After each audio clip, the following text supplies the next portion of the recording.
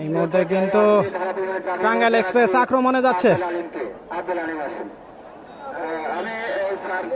দেখা যাক, সুন্দরভাবে বাড়িয়েছে মুস্তফা।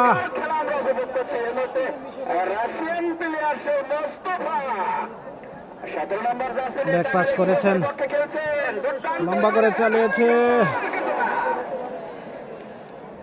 সুন্দর একটি আক্রমণে গিয়েছিলেন কিন্তু কোনো কাজে লাগাতে পারলো না টাঙ্গাইল এক্সপ্রেস।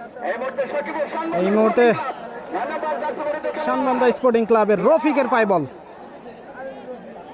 আক্রমণে যাওয়ার চেষ্টা করছে শানবান্দা স্পোর্টিং ক্লাব।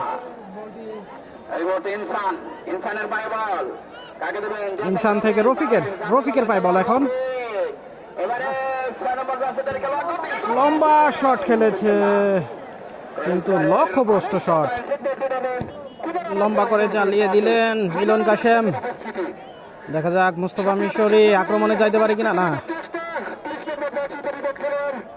বলটি এখন সেই শানবান্দা স্পোর্টিং ক্লাবের অনুকূলে।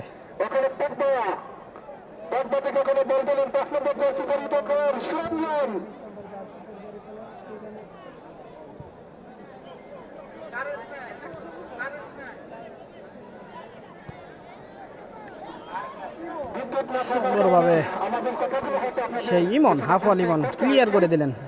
ইউসুফের পায় বল, ইউসুফ থেকে 8 নম্বর জার্সি পরিহিত প্লেয়ারের কাছে বলটি দিলেন টাঙ্গাইল এক্সপ্রেস। যারা বাংলাদেশ জাতীয় দলে খেলে থাকেন